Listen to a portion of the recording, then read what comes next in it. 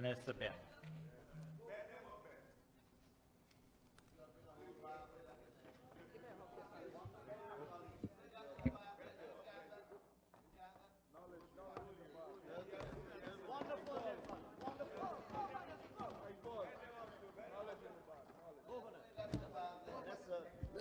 You'll still find out. Mr. Speaker, I stand at this podium for the first time in this August National Assembly to add my voice with resounding endorsement of the 2026 budget as presented on Monday, January 26, 2026, and to recommend it for full passage in this Parliament. Indeed, Mr. Speaker, I am following in the footsteps of my late father, the late Brindley Horatio Ben, CCH, and my brother, Brindley Horatio Robeson Ben, who's sitting behind me.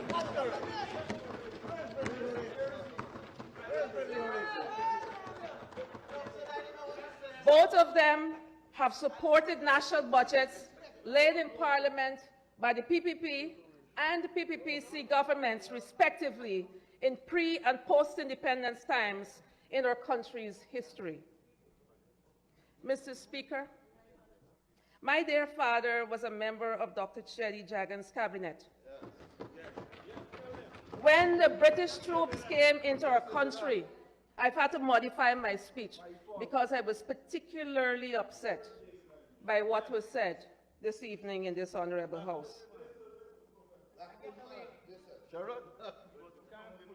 The British troops came to my parents' home at night. This, listen, you will learn. The British troops came to my home, my parents' home at night. This was before I was born, of course. But Robeson was there. Robeson remembers, I'm sure, with great clarity. The British troops forcibly took my father away in his pajamas. He was imprisoned at Sibley Hall, Mazaruni Prison, without trial for months. Our national poet, the late Martin Carter, whom was quoted tonight, was incarcerated at the same time at Sibley Hall, at the same time with my father. We do still have the books in which my father wrote. My father too wrote some poems, but of course he didn't have the talent of Martin Carter. But this was at the time when our national poet Martin Carter authored his famous collection, Poems of Resistance. Mr. Speaker, during his term as the Minister of Community Development and Education in the PPP government, one of my father's initiatives was called the National History and Culture Week. At one of these events, he was quoted as saying, "Listen up, listen up." And I'm glad that the Honorable, by convention, Dr. David Hines is here. My father was quoted at that time as saying, "British Guyana can make a unique contribution to history only if we weld ourselves into one people, one nation, and pursue one destiny." Those words, Mr. Speaker, became the motto of our country, our national motto, when our country gained independence. We are one Guyana. We are one Guyana. Don't limit yourself. Don't limit yourself. Mr. Speaker, stop mumbling. Mr. Speaker, I have had the good fortune to recall as a child, the frequent visits of Dr. Walter Raldi and others to my home. And we would visit his home. Sir, I recall how devastated we were at the time at the brutal manner in which Dr. Walter Rodney was assassinated.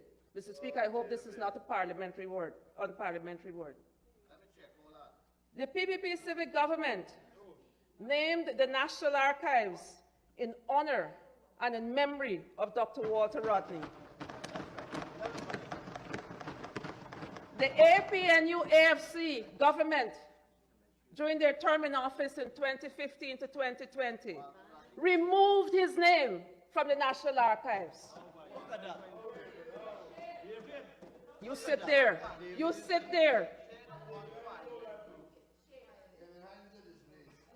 And the PPP civic government, when it returned to office in 2020, put the signboard and renamed the National Archives the Dr. Walter Rodney National Archives. Mr. Speaker, I hope I have enough time, because what occurred tonight really upset me. Really upset me. Take an hour of my time. Mr. Speaker, the People's Progressive Party Civic also ensured a commission of inquiry into Dr. Walter Rodney's murder. I believe that report was laid in this parliament. You should know, you were a member of this parliament.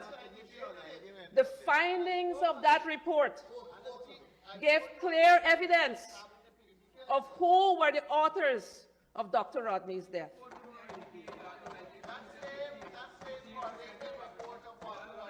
It is a travesty, Mr. Speaker, that the same honorable, by convention, Dr. David Hines, a so-called, you don't know me.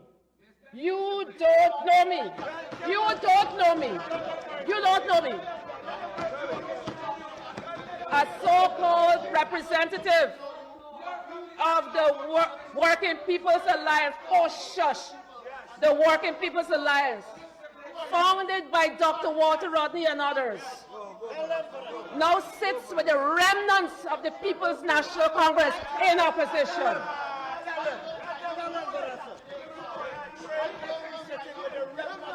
The remnants. You are like, for remember your maths?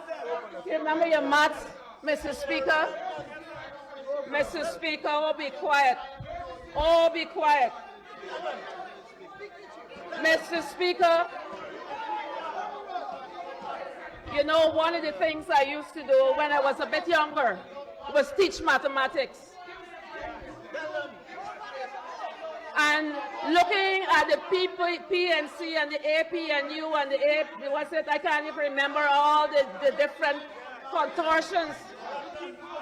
You're sliding to the left of the x-axis. You're sliding to the left. Negative. Negative. Is how many seats they got now again?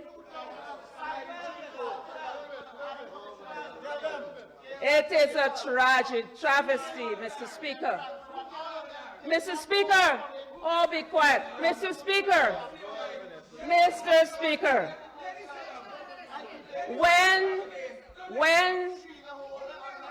the Honorable by Convention, Dr. David Hines, was accused by the then PNC government of bringing guns into the country, the late Shirley Edwards, a long-standing member of the PPP, kept him safe. Kept him safe. Kept you safe. Mr. Speaker. Mr. Speaker. Mr. Speaker. Mr. Speaker, listening, you know, I started coming to this parliament listening to my brother as a minister in the PPC government.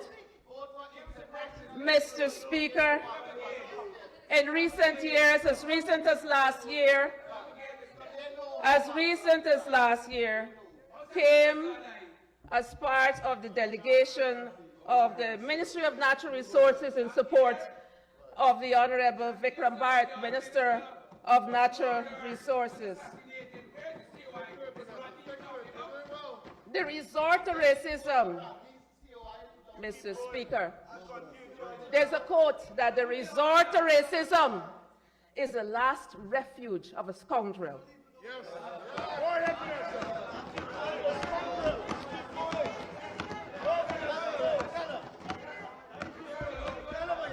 Mr. Speaker, under the direction of our Chief Whip, I shall repeat, the resort to racism is the last refuge of a scoundrel.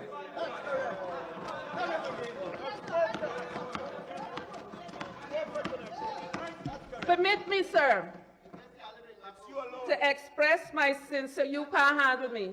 Mr. Speaker, permit me to express my sincere gratitude to Dr. the Honorable Ashni Kumar Singh, Senior Minister in the Office of the President with responsibility for finance, for delivering a masterclass in prudent fiscal management of our national purse, whilst ensuring that our government's policies, programs, and plans for delivery in 2026 have the requisite finances to ensure successful implementation.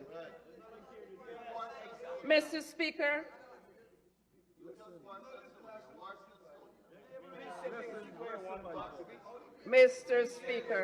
you know, I was sitting there quietly until y'all start me up. Hey, quiet, hey. Honorable by conference, is not the truth? Isn't that the truth?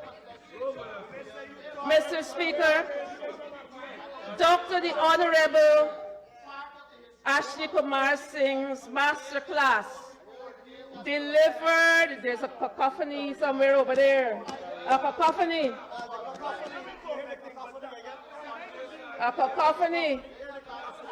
AG? Mr. Speaker, Dr. the Honorable Ashni Kumar Singh's masterclass delivered to Parliament and our nation 2 days ago reported on the performance of our economy during 2025 and prior, and maps in great detail the allocations and budgetary measures to be rolled out in this year that lift and improve the socioeconomic circumstances of all our citizens, whilst enabling the impressive transformation, Mr. Speaker, of our dear land. Mr. Speaker, I was disheartened last night when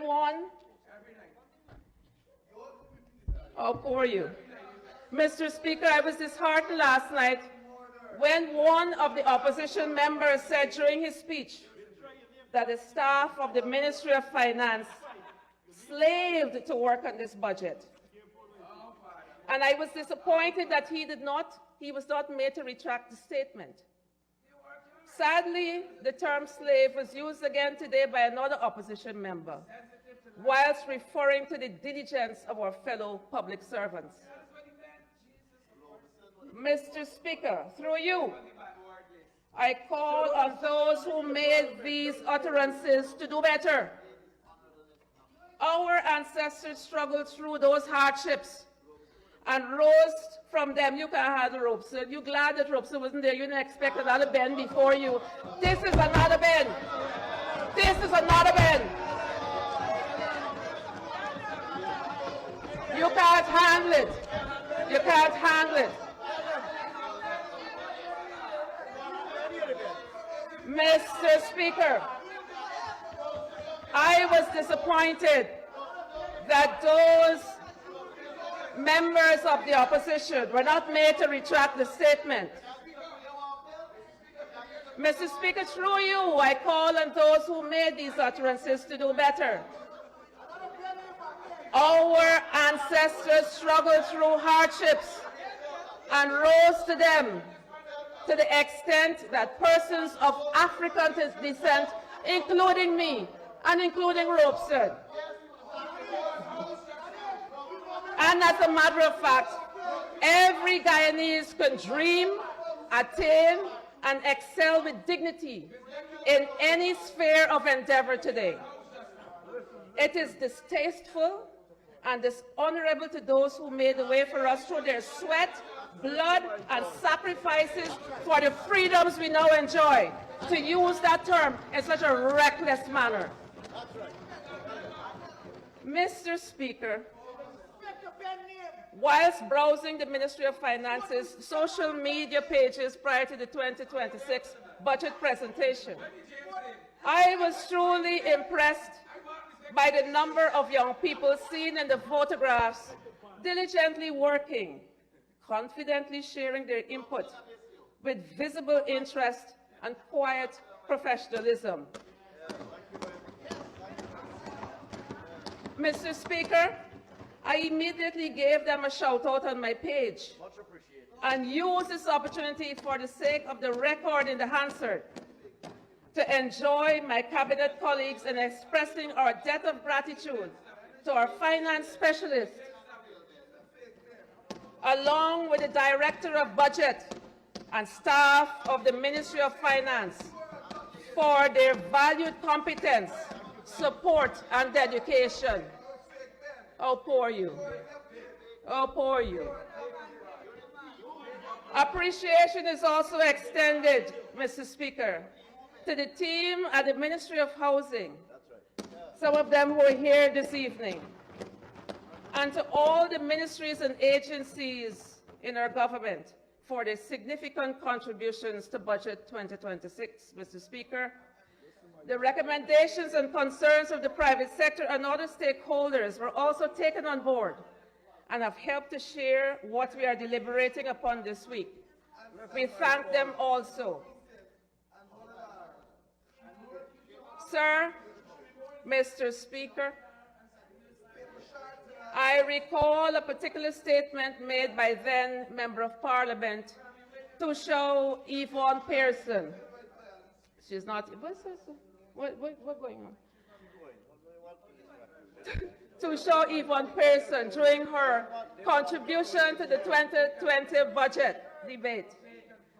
And I paraphrase her comments attributed to Dr. the Honorable Ashni Kumar Singh.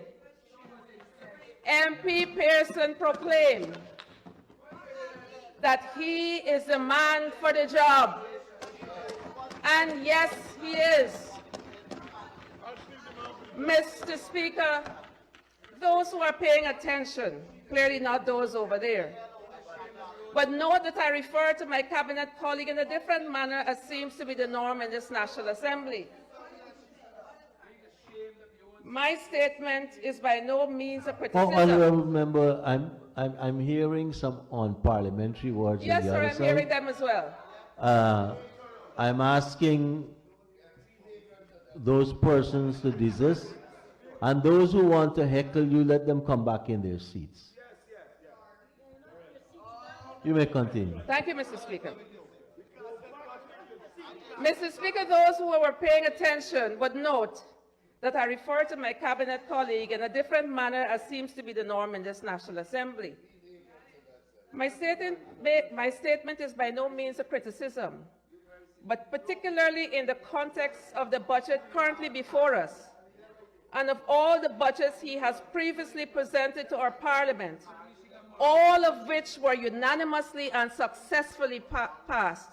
We recognize his stellar scholastic achievements, a holder of a doctoral degree in accounting and finance from the, and of course, him being an honorable gentleman.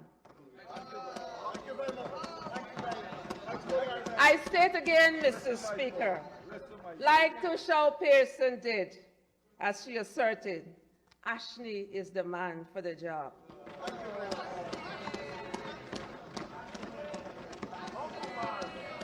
Mr. Speaker, I have listened to the mumbling, grumbling, and even forceful protestations at times that the PPPC government does not care for our fellow Guyanese, nor does not put people first. All of my colleagues who spoke before me have, of course, swiftly dispatched such scurrilous remarks. but I add my voice to help to close the door on these inaccuracies. I offer a few quick points, especially to those listening and who may be misled to believe their aspersions. Mr. Speaker, I recall over these past 2 or 3 days mention of the issue in Region 10 with regard to the persons who were affected when the bauxite company closed. Mr. Speaker, you can call me fake, but you can call me whatever you want. It doesn't change whom I am. I stand here with pride and dignity. My shoulders held back, my head held high. I'm proud to be on this side of the House, which got the resounding victory on September the 1st, 2025. Be quiet. Mr. Speaker, on the 29th of March 2020, the Maritime Administration Department, and forgive me, Mr. Speaker, but there's distractions over there, I can't.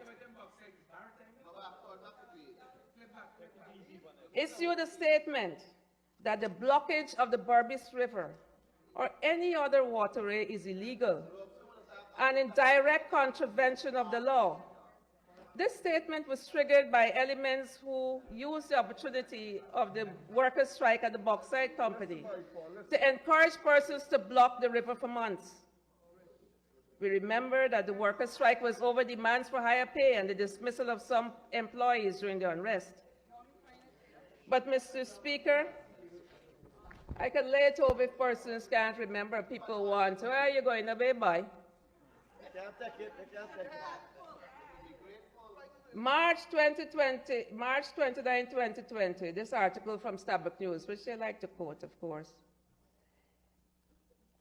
It makes reference to the blockage of the river and the statement by Marad.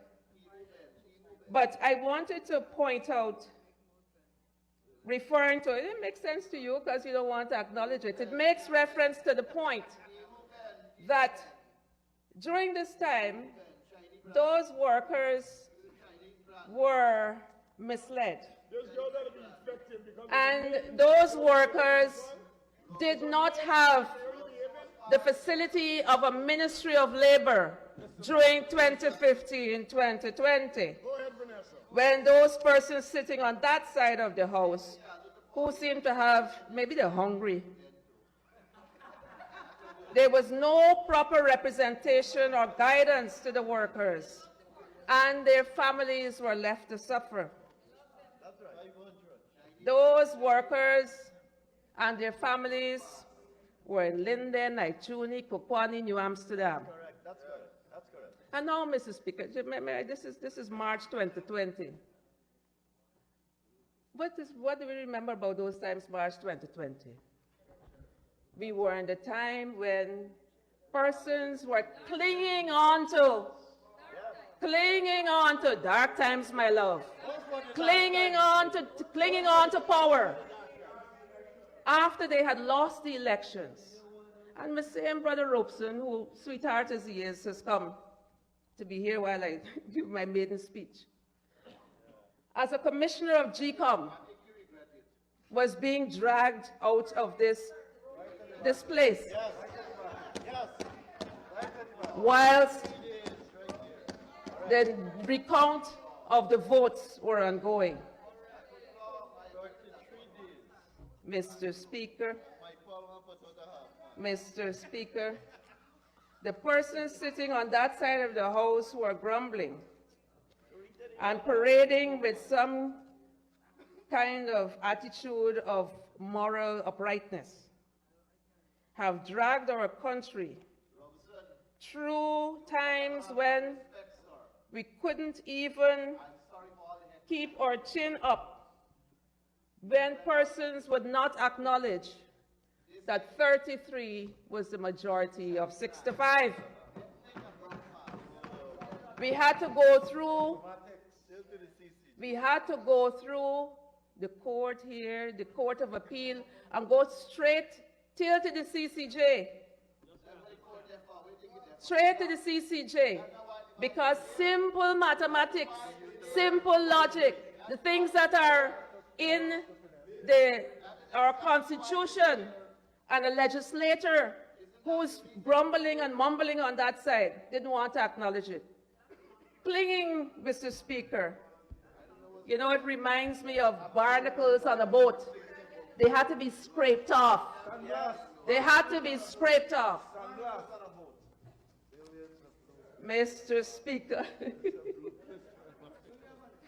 Mr. Speaker, you know, I know that some persons over there are sitting and thinking why I'm not speaking about housing, but Mr. Speaker, I have come after the Honorable Colin Crowell, the Minister of Housing, who was comprehensive while he was at this podium in his delivery on behalf of the housing sector in our country and what is being done by the People's Progressive Civic Party in government.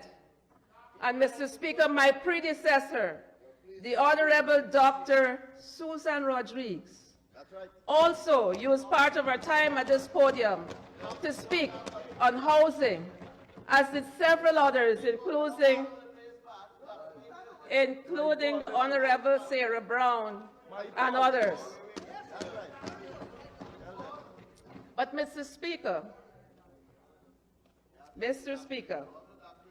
I sat and listened, as I said, to the mumblings and grumblings and protestations by some of the members of the opposition who wanted to say that their communities were not benefiting from the LCDS, the Forest Carbon Credit Funds.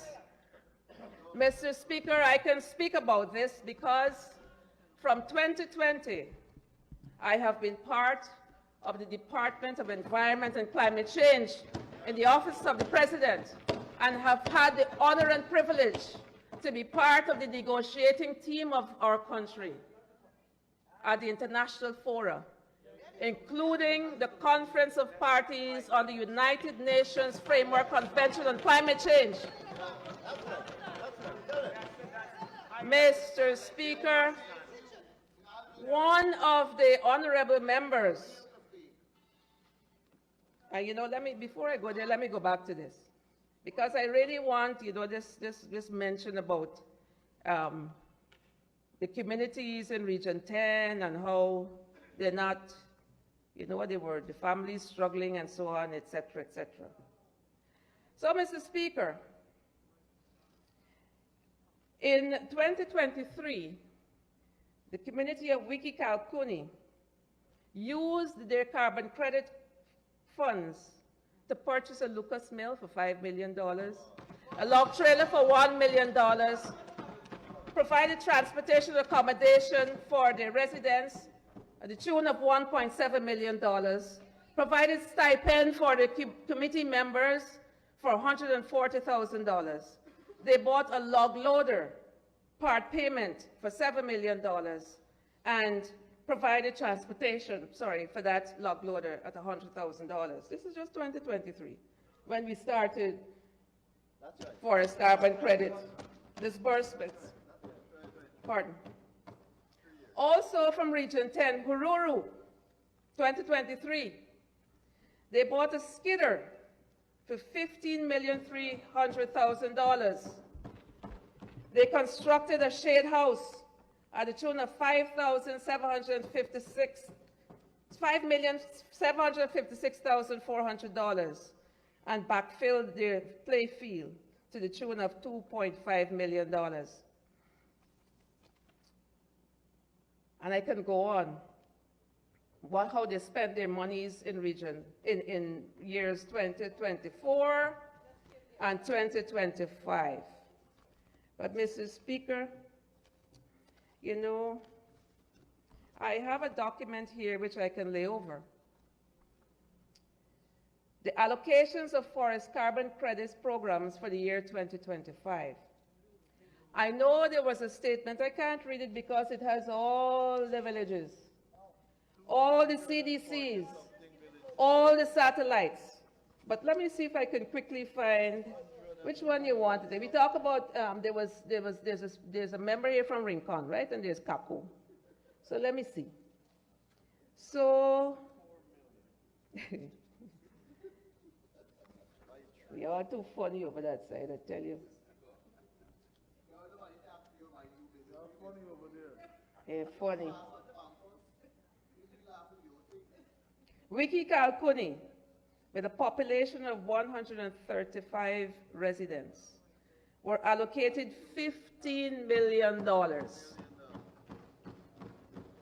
Biruni, 450 residents, $18 million. Kururu, $24 million. Mr. Speaker, I have the full list here. And it's an update of those villages, communities, and satellites that have submitted their village sustainability plans as of current. Mr. Speaker, communities have the right of self-determination. They determine through their village general meetings how they wish to have their forest carbon credits spent. But as we speak of these carbon credits and these allocations, Mr. Speaker, the point is that the allocations annually to our fellow indigenous peoples across our beautiful nation are not only from forest carbon credits, but also from presidential grants. And I know that, maybe I don't need to say all of this because as legislators, even from opposition side, you ought to know. And even if you do, even if you don't, you need to do the work. You need to do the work. Honourable Mr. Minister, Speaker, you have 5 minutes. Thank you, Mr. Speaker. Mr. Speaker, I just want to make a few quick references as my time has run out. So we. Listen, Michael. You're doing well. Honorable Bishop Juan Edgehill, as you just spoke, let me come to your sector. As we speak about maritime transportation services, prior to March 2020, as I can recall, there were at least 2 new ferries. The Kanawan and the Sabanto. You weren't listening. It's an attribute you should acquire. During 2015 to 2020, Dr. Frank Anthony, as Minister of Health, there was a flat line.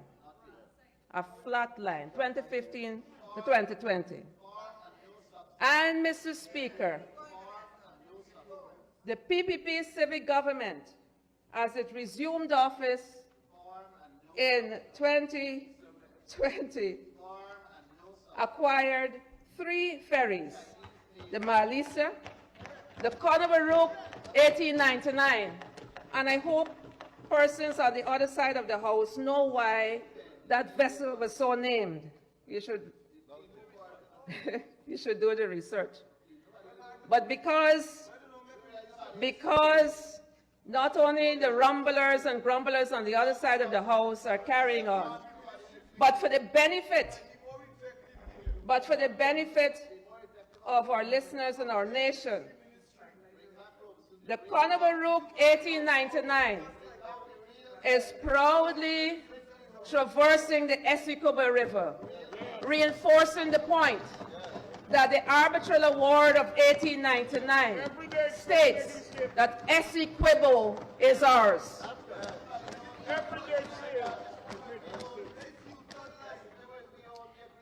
Mr. Speaker, I overhear the chatter that my speech is not focused on housing. And, Mr. Speaker, we got to listen to you. I ain't got to listen to you. Mr. Speaker, Guyana's Sustainable Housing and Urban Regional Planning under the LCDS, which I'm proud to speak about, speaks about scaling housing access and urban infrastructure, the expansion of house lots and services, urban infrastructure transformation, vision and means nothing to me, my dear. Yeah, worry with you, bye. The new city innovation, including Silica City, heritage conservation, greenways and public space. Mr. Speaker. Mr. Speaker,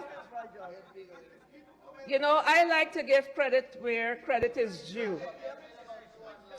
There was the Adequate Housing and Urban Accessibility Program, which was started in December 2017. Clap, no, clap, clap. 2017, you all been in office. The implementation of the program started in 2017. But, Mr. Speaker, as we would recall, because there was a no confidence motion, because there were elections and they couldn't move ahead with this project, not until 2020, when the PPP civic government resumed office, did this project come to life. Homes did not start being handed over. They went back into office in 2020. 2021, they started to have, if they put out the call, applications, and persons started to receive. 40 persons received core homes in 2022, 32 of whom were women. 45 in 2023, 44 in 2024, and a total, these are core homes. One would think they would be proud to hear of a project they started, but clearly because they know they couldn't do it properly, they couldn't deliver. Mr. Speaker, the Hyde Park Yarra Cabra Homestead Project, which I'm immensely proud about, an initiative of our president, ensures that housing units, each of which will have a shade house, and uses our lesser used timber species, provides housing units which are allocated through a transparent and accountable process. Mr. Speaker, the beneficiaries of this project are being engaged, will be engaged in small-scale agriculture, enhance food security, and generate supplemental income right from their homesteads. Mr. Speaker, this particular project targets female-headed households. Mr. Speaker, the housing and agriculture sectors are coming together in this context, as well as the forestry sector, creating not just homes, but pathways to independence, stability, and sustainable livelihoods for families to thrive. Mr. Speaker, this housing project, this homestead project, is highly subsidized. Land acquisition and infrastructure development cost over $6 billion. Construction costs for the house and shade houses was $7 million each, and the government subsidy at $5 billion per unit represents 41.6% of the total unit cost. Clearly you don't know about our own, timber species. You should be proud. But Mr. Speaker, you see, seeing that they want to go and speak so disparagingly about our own timbers, my brother, Honorable Vikram Bharat, you know, I chair the board of directors for the Guyana Forestry Commission. And in November 2020, let me shift, you think I know nothing. We met the Honorable staff- Member, Minister, you don't have too much of time remaining to share much. Thank You you, have to Mrs. wind down. Thank you, Mr. Speaker. Thank you, Mr. Speaker. But I need to make this for the record because the staff of the GFC were unpaid for over 2 months. They awaited their gratuity for over 6 months past the due date. They over of $120 million in salary, $50 million in gratuity, $75 million in NIS, over $90 million in utilities, and over $90 million owed to the GRA. Mr. Speaker, I can stand here with pride. You know, Mr. Speaker, I know that they speak about the LCDS. I brought some goodies for you. Teach yourself about the LCDS. You'll see how it speaks, addresses each and every of the main sectors. The government of Guyana received an award. Bring it over. It's made of wood. Maybe that's why you want to touch it. It speaks about why the LCDS 2030, what it's all about. How does the LCDS protect against climate change?